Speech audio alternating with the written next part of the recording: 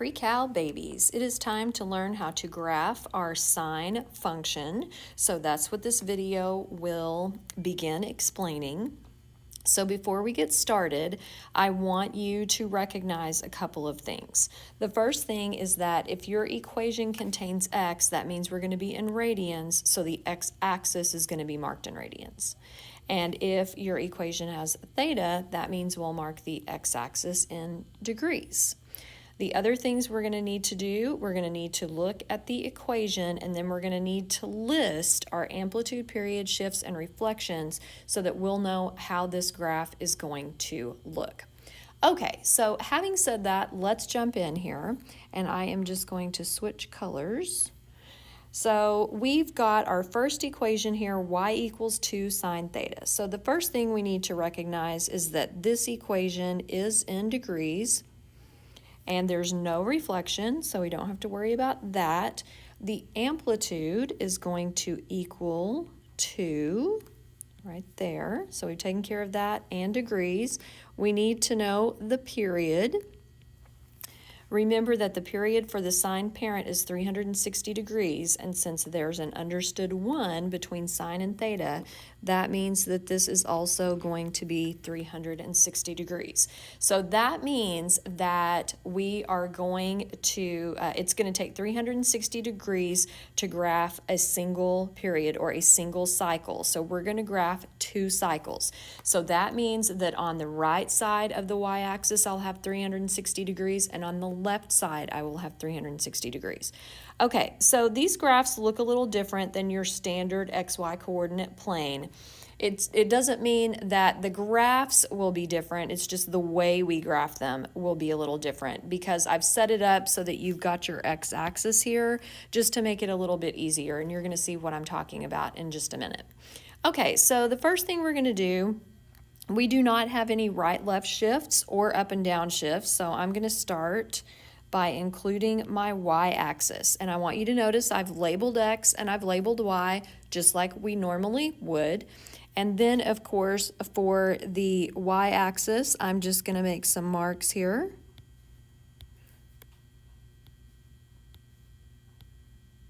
And then on the x-axis, I'm going to try to, as evenly spaced as possible, mark out 4 spaces.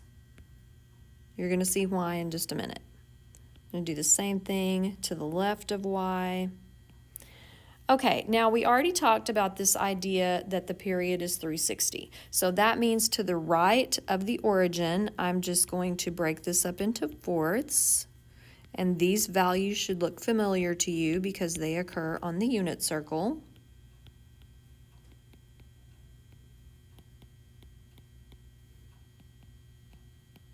Okay.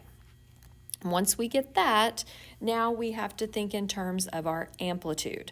Well, the way I've labeled the y-axis, this would be 1 and this is 2. So my amplitude tells me that my graph will peak at 2 and trough at 2.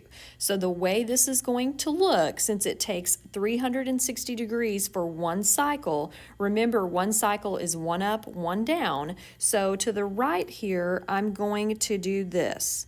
My graph is going to peak at 2, it's going to go through 180, it's going to trough at -2, and then come back up to 360. And if it helps, you can make little dashed lines here so that you can make sure that your amplitude can be seen clearly. And then, of course, on the left, we are going to do the same thing. This is going to trough at -2 and peak at +2. So again, you can use dotted lines to help you guide yourself. So that's pretty much all there is to that. That graph is completely done. All right, so let's go to the next one and see if it is going to change a few things. So as you can see, our equation's a little different already. We are still dealing with degrees, because we have theta right there. But let's look at some other stuff that's going on here. This -2 means that the whole graph is going to shift down 2, so that's going to be important. We'll need to pay attention to that. Notice we've got a negative here. That means we are going to have a reflection. And then 4 tells me that my amplitude is equal to 4. And the other thing I need is the period, and since there's no value between theta and sine, that's just going to be 360 degrees. So the very first thing I'm going to do, I'm going to start with my y-axis. I'm going to label it. I'm going to label the x-axis.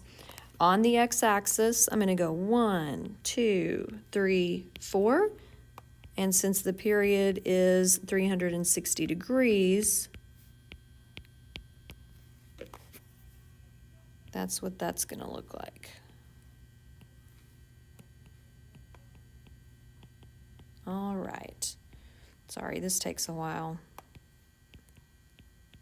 Okay, so that's what we have for our x-axis. So we've taken care of the degrees, and we've taken care of the fact that the period is 360. So now we have to talk about this reflection, moving down, all that jazz.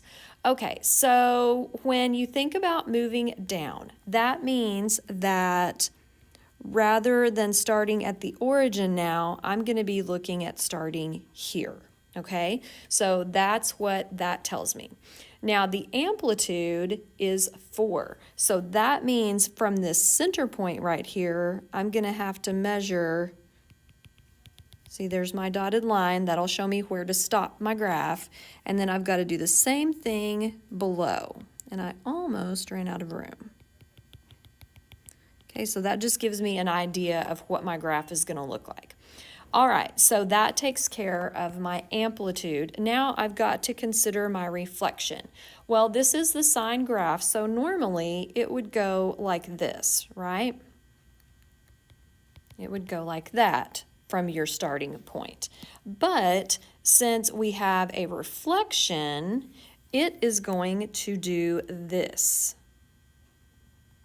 Okay, oh, I hate it when it does that. Sorry, with the straight line, I don't know why it does that. Okay, so it's gonna look like this. Okay, so that, I just want you to kind of get in mind what that's going to look like. So now what happens is we're troughing at 90, and then what we're gonna be doing is coming all the way up and going through, oh, that doesn't look quite like I want. So we're going to be peaking there, and we're going to be coming down to 360 right here. So you have to kind of think of this as my new middle point here. So you have to think of these values for 360 right here.